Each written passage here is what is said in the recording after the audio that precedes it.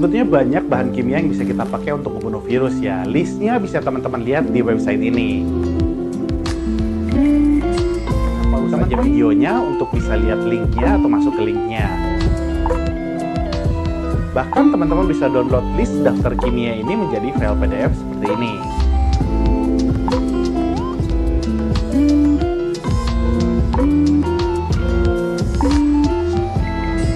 Tapi yang paling gampang, kita bisa pakai bleach atau pemutih yang dicampur dengan air yang biasa kita kenal sih mungkin Baiklin ya. Tapi sebelum ke pembuatan, ada hal-hal yang penting untuk teman-teman tahu. Dan ini saya ambilnya dari jurnal WHO ya, jadi valid dan bisa dipertanggungjawabkan.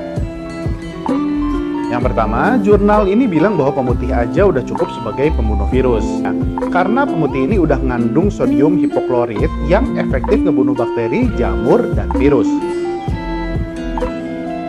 Di jurnal ini juga disebutin bahwa salah mencampur bahan pemutih ini dengan bahan lain bisa berakibat fatal bahkan menyebabkan kematian.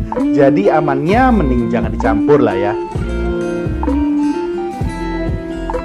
Lalu yang kedua, cairan ini terbilang berbahaya bagi tubuh, baik kalau terkena kulit, mata, atau masuk ke pernapasan. Jadi pastiin saat kalian bikin atau nyemprotin disinfektan ini, yang pertama, gunain masker dan kalau bisa pelindung mata pada saat teman-teman bikin ataupun semprotin disinfektannya. Dan jangan lupa juga hindarin menyentuh mata pada saat penyemprotan.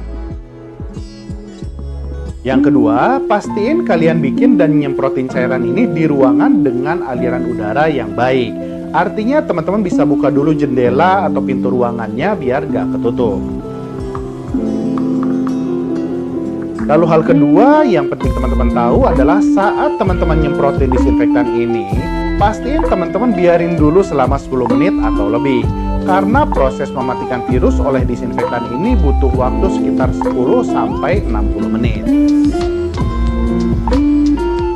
Yang ketiga, perlu teman-teman tahu bahwa cairan pemutih ini bisa ngebuat korosi pada besi dan merusak permukaan yang terdapat cat di atasnya.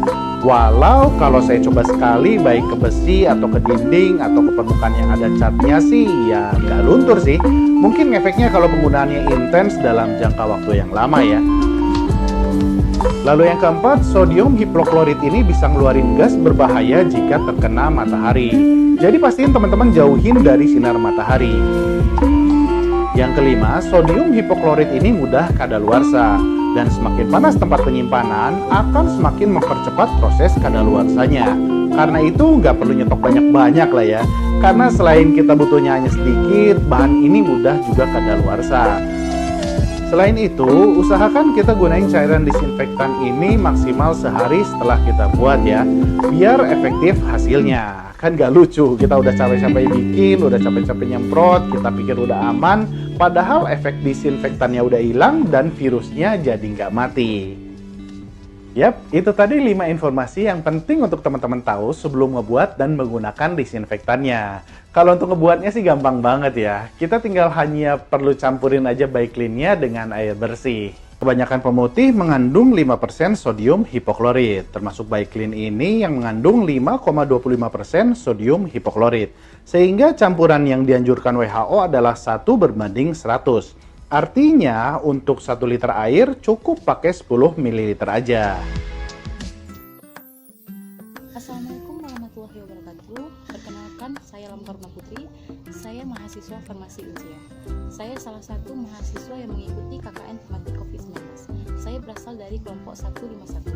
Nah, di sini saya akan mempraktekkan cara membuat disinfektan. Nah, yang pertama, pastikan kalian berada di luar ruangan seperti saya sekarang ini. Dan yang kedua, jangan lupa gunakan alat pelindung diri seperti masker.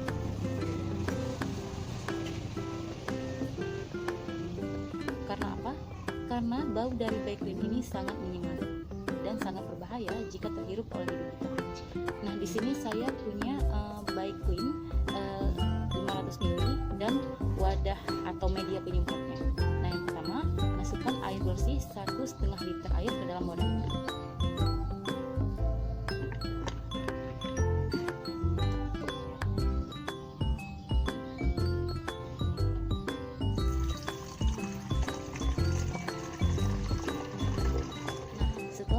Air bersih 1,5 liter kita masukkan ke dalam wadah ini. Selanjutnya kita campur dengan Baiklin. Dan campurannya adalah 1:100. Maka 1,5 liter air dalam wadah ini dibutuhkan 1,5 liter tutup botol Baekhyun ini. Karena apa? Karena 1,5 liter tutup botol Baekhyun ini ditakar sebagai 10 ml. Nah, saya akan masukkan Baekhyun ini ke dalam wadah yang telah berisi air.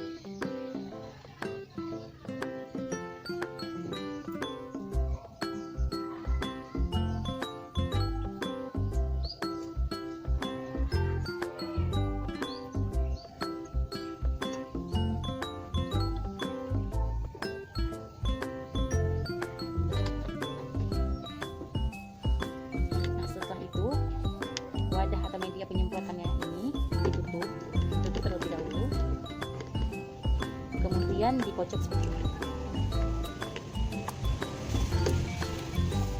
Setelah selesai prosesnya, jangan lupa untuk cuci tangan agar terhindar dari rasa gatal atau hal-hal tidak nyaman lainnya.